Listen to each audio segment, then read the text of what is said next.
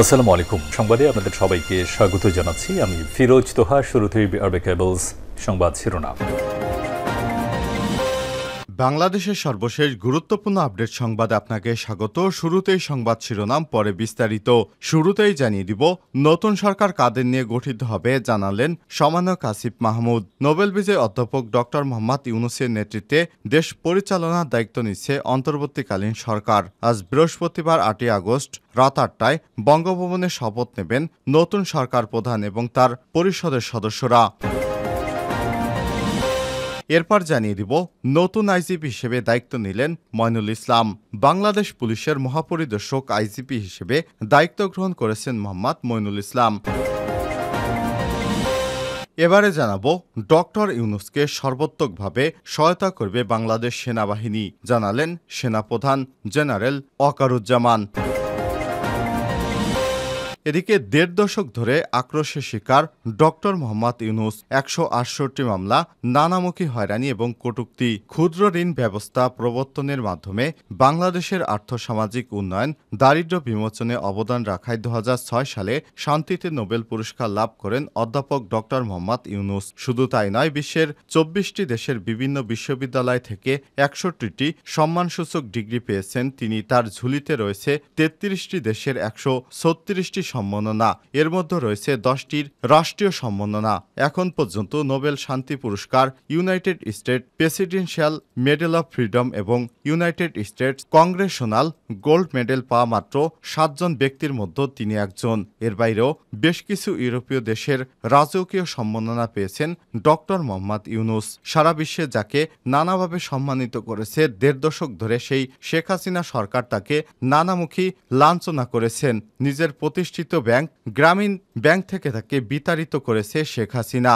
একের পর এক হয়রানিমূলক মামলা, এমনকি কারাদণ্ডের রায়ও শুনতে হয়েছে ডক্টর মোহাম্মদ ইউনূসকে। আর নানা রকম কটূক্তি কথা তো ছিল হাসিনার, যেমন ডক্টর ইউনূসকে নাকি হাসিনা ব্রিজ থেকে ফেলে মারবেন ইত্যাদি। এবারে জানাবো, অন্তর্বর্তী সরকারের সঙ্গে কাজ করতে প্রস্তুত যুক্তরাষ্ট্র, বললেন ম্যাথিউ মিলার। বাংলাদেশে অন্তর্বর্তীকালীন সরকারের সঙ্গে তারা কাজ করতে প্রস্তুত রয়েছে। এছাড়াও বাংলাদেশের চলমান ঘটনাবলীর দিকে ওয়াশিংটনের নজর রাখছে বলে জানিয়েছে স্টেট ডিপার্টমেন্টের মুখপাত্র ম্যাথিউ মিলার। এবং সর্বশেষ জানিয়ে দিব, ব্রাহ্মণবাড়িয়ায় ১২ কোটি টাকার অবৈধ মালামাল জব্দ। ব্রাহ্মণবাড়িয়ার সরাইলে ব্যাটালিয়ন ২৫ বিজিবির চোরা কারবারি বিরোধী অভিযানে কয়েক কোটি টাকা মূল্যের উন্নতমানের বিভিন্ন অবৈধ ভারতীয় মালামাল জব্দ করা হয়েছে। ২৫ বিজিবির অধীন ব্রাহ্মণবাড়িয়ার ট্রানজিট ক্যাম্পের একটি বিশেষ টহল দল, জেলা প্রশাসন এবং পুলিশের সমন্বয়ে গঠিত টাস্কফোর্স টিম এই অভিযানে অংশ নেয়। আজ এক সংবাদ বিজ্ঞপ্তিতে সব তথ্য জানিয়েছে বিজিবি। এতে বলা হয়েছে, গোপন সংবাদের ভিত্তিতে সরাইলে ব্যাটালিয়ন ২৫ ঢাকা সিলেট মহাসড়কে সরাইল বিশ্বরোড এলাকায় ঢাকাগামী বালুবোঝাই ট্রাকে অভিযান পরিচালনা করে। এ সময় তল্লাশি চালিয়ে অভিনব উপায়ে ট্রাকের ভেতরে লুকিয়ে রাখা কোটি কোটি টাকা মূল্যের ভারতীয় বিভিন্ন প্রকারের সানগ্লাস, চশমা জব্দ করা হয়েছে, যার আনুমানিক মূল্য ৯,২০,৬৮,১৭০ টাকা।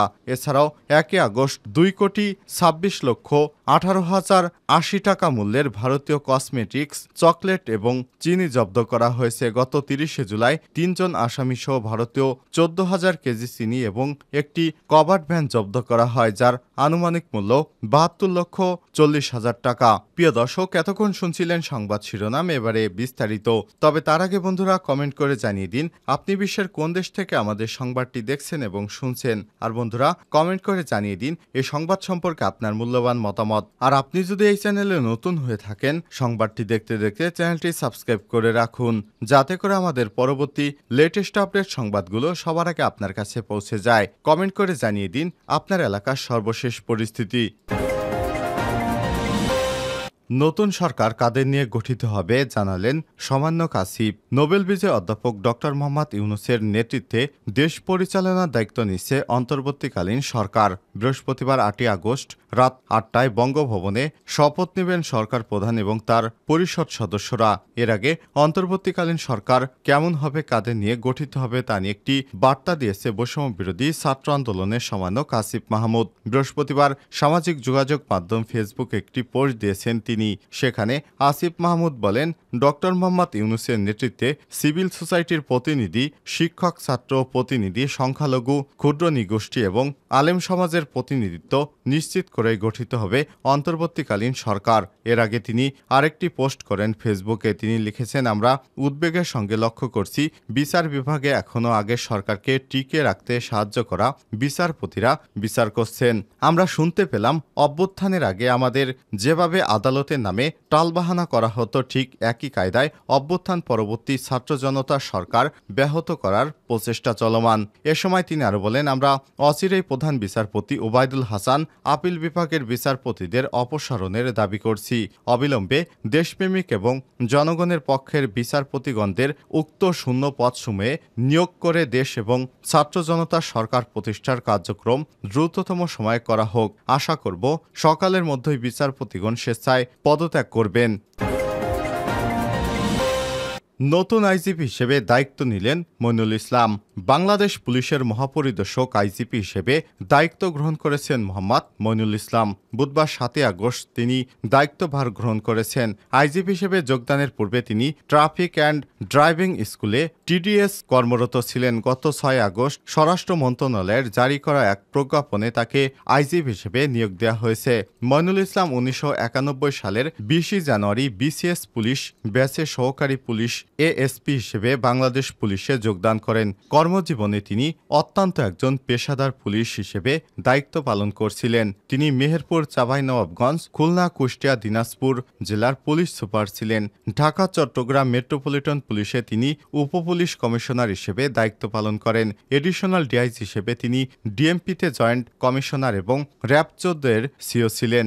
ডিআইজি হিসেবে তিনি র্যাবের ইনভেস্টিগেশন অ্যান্ড ফরেন্সিক উইংয়ের পরিচালক, পুলিশ ট্রেনিং সেন্টার পিটিসি টাঙ্গাইলের কমান্ড এবং ট্রাফিক অ্যান্ড ড্রাইভিং স্কুলের টিডিএস কমান্ড ছিলেন। তিনি দেশে বিদেশে বিভিন্ন ধরনের পেশাগত প্রশিক্ষণ গ্রহণ করেছেন এবং এর মধ্যে যুক্তরাজ্যের ব্রামশিল্ড থেকে সেভেনিং ফেলোশিপ ফোর্স, যুক্তরাষ্ট্র থেকে forensic fingerprint identification and development course এবং ইতালি থেকে জাতিসংঘ শান্তিরক্ষা মিশন সংক্রান্ত প্রশিক্ষণপ্রাপ্ত। ডক্টর ইউনূসকে সর্বাত্মকভাবে সহায়তা করবে সশস্ত্র বাহিনী। নোবেল বিজয়ী অর্থনীতিবিদ ডক্টর মোহাম্মদ ইউনূসের নেতৃত্বে অন্তর্বর্তীকালীন সরকারের শপথ আজ বৃহস্পতিবার রাত 8টার দিকে হতে পারে বলে জানিয়েছেন সেনাপ্রধান জেনারেল ওয়াকারুজ্জামান। এ সময় তিনি বলেন, কিছুক্ষণ আগে ডক্টর ইউনূসের সঙ্গে আমার কথা হয়েছে। আমার কাছে মনে হয়েছে উনি অত্যন্ত আগ্রহী এবং কাজ করার জন্য তাকে সশস্ত্র বাহিনী সর্বাত্মকভাবে সহায়তা করবে। গতকাল বুধবার সন্ধ্যায় সেনা সদরে দেশে চলমান পরিস্থিতি নিয়ে সংবাদ সম্মেলন করেন সেনাবাহিনীর প্রধান জেনারেল ওয়াকারুজ্জামান। ডক্টর ইউনূস আজ দুপুর 12টার দিকে দেশে আসবেন জানিয়ে সেনাপ্রধান বলেন, আমি উনাকে রিসিভ অর্থাৎ অভ্যর্থনা জানাতে যাব। আমরা তাকে সর্বোত্তভাবে সহায়তা করব। সেনাপ্রধান, নৌবাহিনী প্রধান, বিমান বাহিনী প্রধান, সব রাজনৈতিক দল, শিক্ষার্থী সবার কাছ থেকে তিনি সহযোগিতা পাবেন। আমি নিশ্চিত যে অত্যন্ত সফলভাবে উনি এ কাজ সমাধান করতে সক্ষম হবেন। শেখ হাসিনা পদত্যাগ করে দেশ ছেড়ে যাবার পর যারা দেশের বিভিন্ন স্থানে হামলা, ভাঙচুর এবং লুটপাট চালিয়েছে তাদের কঠোর হুঁশিয়ারি দিয়েছেন সেনাবাহিনীর প্রধান জেনারেল ওয়াকারুজ্জামান। তিনি বলেছেন, এসব অপরাধে যারা জড়িত তাদের ছাড় দেওয়া হবে না, অবশ্যই আইনের আওতায় আনা হবে। একই সঙ্গে গত 2 দিন যেসব ঘটনা ঘটেছে সেগুলোর জন্য দুঃখ প্রকাশ করেন সেনাপ্রধান জানিয়েছেন তিনি বিব্রত।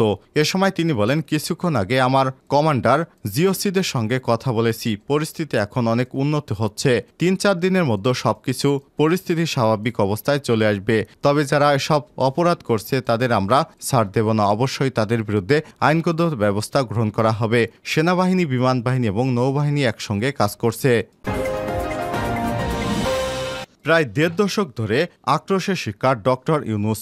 168টি মামলা করা হয়েছে তার বিরুদ্ধে। ক্ষুদ্র ঋণ ব্যবস্থা প্রবর্তনের মাধ্যমে বাংলাদেশের আর্থসামাজিক উন্নয়ন ও দারিদ্র্য বিমোচনে অবদান রাখায় 2006 সালে শান্তিতে নোবেল পুরস্কার লাভ করেন অধ্যাপক ডক্টর মোহাম্মদ ইউনূস। শুধু তাই নয়, বিশ্বের 24টি দেশের বিভিন্ন বিশ্ববিদ্যালয় থেকে 61টি সম্মানসূচক ডিগ্রি পেয়েছেন তিনি। তার ঝুলিতে রয়েছে 33টি দেশের 136টি সম্মাননা। এর মধ্যে রয়েছে হয়েছে 10টি দেশের রাষ্ট্রীয় সম্মাননা। এখন পর্যন্ত নোবেল শান্তি পুরস্কার, United State Presidential Medal of Freedom এবং United State Congressional Gold Medal পাওয়া 7 জন ব্যক্তির মধ্যে তিনি একজন। এর বাইরে তিনি বেশ কিছু ইউরোপীয় দেশের রাজকীয় সম্মাননা পেয়েছেন। সারা বিশ্বে যাকে নানাভাবে সম্মানিত করে আসছে গত 1.5 দশকে, তাকে নিজের দেশে সইতে হয়েছে নানামুখী লাঞ্ছনা। নিজের প্রতিষ্ঠিত গ্রামীণ ব্যাংক থেকে তাকে বিতাড়িত হওয়া থেকে শুরু করে একের পর এক হয়রানিমূলক হামলা মামলা, এমনকি কারাদণ্ডের রায়ও শুনতে হয়েছে তাকে। আর নানা রকম কটূক্তির তো সীমাই ছিল না। মূলত সরকার প্রধানের চরম আক্রোশের শিকার হয়েছেন ডক্টর মোহাম্মদ ইউনূসকে। নানা হয়রানির শিকার হতে হয়েছে বলে সর্বস্তরের মানুষ ধারণা করছে। বিশ্বে ডক্টর ইউনূসকে এক নামে চিনল 1.5 দশক ধরে নিজ দেশেই বিভিন্ন অভিযোগে বারবার দাঁড়িয়েছে আদালতের কাঠগড়ায়। কখনো ক্ষুব্ধ হয়েছে, কখনো হয়েছে আবেগ আপ্লুত। সর্বশেষ কয়েক বছর তার দীর্ঘ সময় কেটেছে আদালত প্রাঙ্গণে। ঘটনা শুরু অবশ্য রাজনীতিতে তার আগ্রহ দেখানোর পরই। ডক্টর ইউনূস শান্তিতে নোবেল জয়ের পরেই 2007 সালে রাজনৈতিক প্রেক্ষাপট পরিবর্তনের মধ্য দিয়ে বাংলাদেশে জরুরি অবস্থা জারি করা হয়। এরই মধ্যে রাজনীতিতে নামতে দল গঠনের ঘোষণা দেয় আন্তর্জাতিক পর্যায়ের সম্মানিত ব্যক্তিত্ব ডক্টর মোহাম্মদ ইউনূস। দলের নাম দেন নাগরিক শক্তি। যদিও মাস কয়েক পরই রাজনীতি থেকে সরে যান এই অর্থনীতিবিদ। তবে তখন থেকেই ডক্টর ইউনূস সম্পর্কে নেতিবাচক মনোভাব ব্যক্ত করেন আওয়ামী লীগের সভাপতি শেখ হাসিনা। তাকে নানা রকম সমালোচনা করেন। নোবেল জয় করে বিশ্ব পণ্ডিতে পরিণত হয়েছে তিনি, ইত্যাদি নানা কটু কথা বলেন শেখ হাসিনা। শেষ পর্যন্ত শেখ হাসিনা বাংলাদেশে অভ্যুত্থানের মুখে ভারতে পালিয়ে গেছে।